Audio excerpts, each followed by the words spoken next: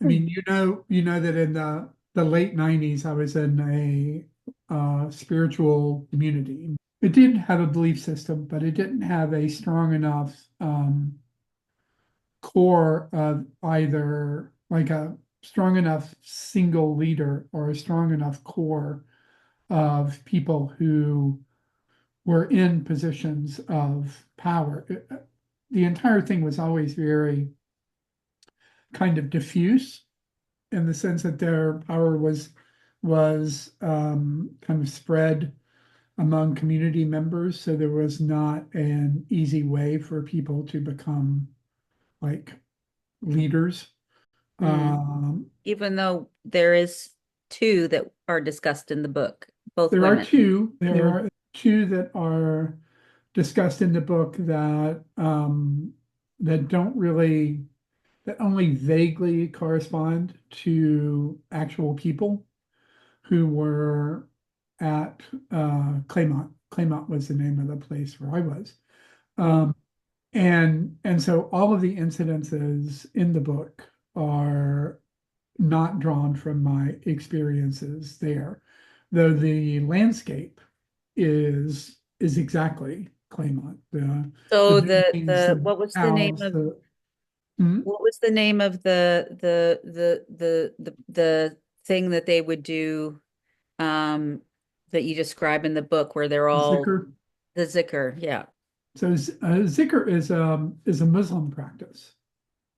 So the zikr, you took that from Muslim practice. That's not part of what you guys did there It at is it is. like Monmouth is described in the book. Claymont was a place where a lot of different disciplines and religions came together. So there were always different kinds of people coming through, and they might be Muslim or they might be Jungian analysts or they might be um, Buddhists or whatever, because it was sort of like a buffet, you know, Yeah. in the sense that there were An all things going inclusive, on. all you can eat buffet. Yeah, yeah. That particular image stuck with me, obviously, over a couple of years because I had seen it years ago. You showed it to me years ago, and But I think that was after my opening at Sika with the After Winter Before Spring drawings, it wasn't was it? after or while you were here for that opening. So that was an image. It's a photograph, um, and we're not sure where this photograph came from, right? Of a that looks like on initial and the initial viewing looks like a shrouded figure in kind of a barren field. But it's actually a bush or a tree that's been covered in burlap to protect it from the weather. And the Right. shroud is that is that burlap. And yeah, and it was that image that kind of stuck with me first. And one of the things that I liked about that image is that it initially looks very funereal, you know.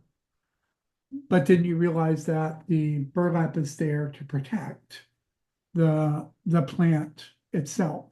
I So mean, it's and not, then if you start ascribe, I mean, through the drawings, we were both starting to ascribe um human qualities as I did when I started to draw the drawings, human qualities to those trees and those shrubs and what I called figures in the right. landscape I was living in.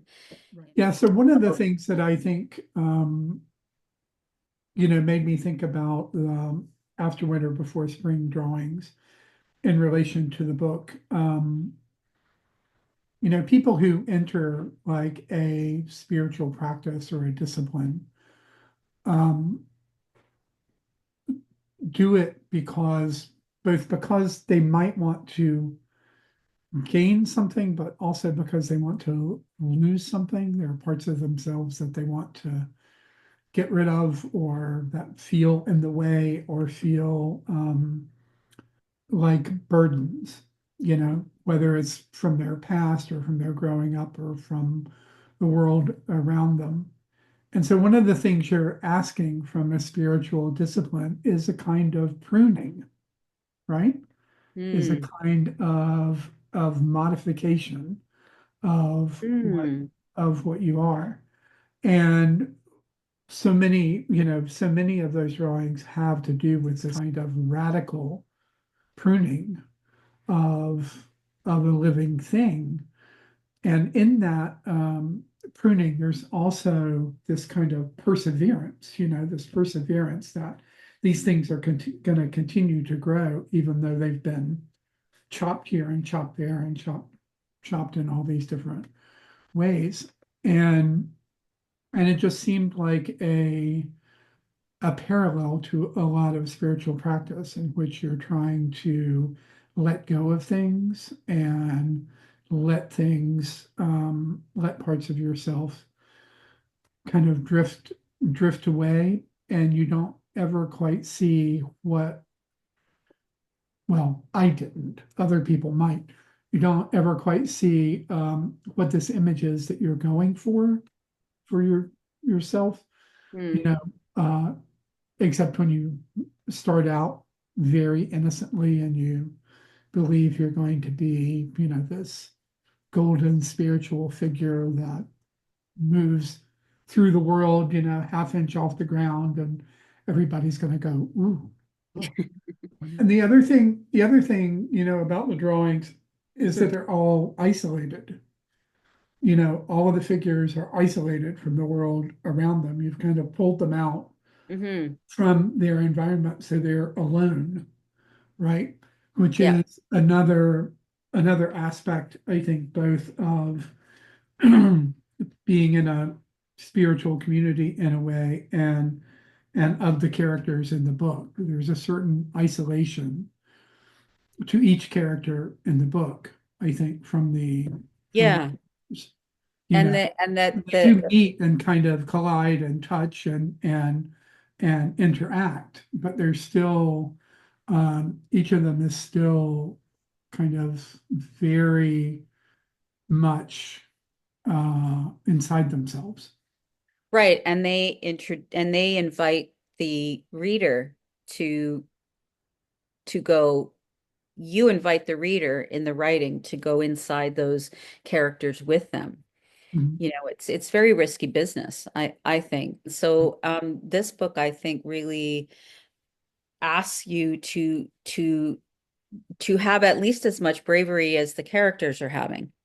So it took many years for this book to like develop. It started off as a genre novel with zombies.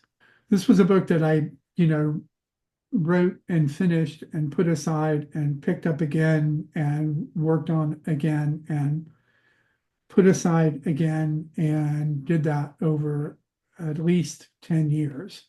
But it was a book that also, didn't that I couldn't abandon. Mm, And these characters were very, over that period of time became very familiar. They became people I knew, um, and it's always hard.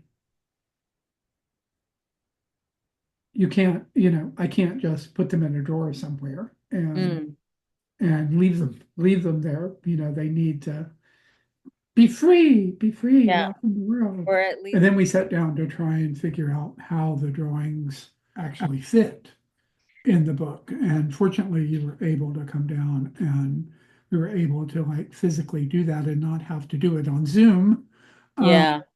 which was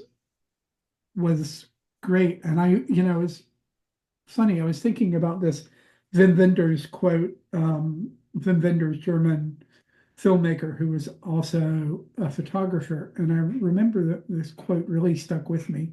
He was talking about doing having a show of his photographs, right, in a gallery somewhere. And, they're all discrete photographs. Said he was a bit disheartened by the fact that as people came in, he to the gallery, he realized that no matter what you do, if you put two images beside each other, they become a story, in the viewer's mind.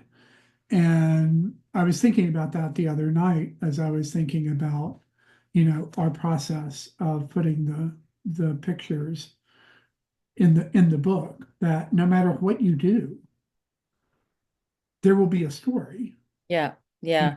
in the images, a separate story, not um, not totally disjointed from the story of the book, but a separate story nonetheless in the images and the way the images are placed in the book. Hmm. Hmm. Seeing your seeing some of those big pieces at the Sika show that you did, the big kudzu pieces that are just huge on the wall. Well, each one is made of, I think it's 80 separate drawings put together. Yeah, I mean that also brought this kind of enveloping um, feeling. I think that I was drawn to for the book as well. The shrouded figure, and then seeing the huge kudzu drawings, and then the pruned trees in isolation, all of those things together. And they Um, weren't made together. They no, were I done know. together. I don't think it's a book for the faint of heart. You gotta, Come on, sell it, Christine. Come on.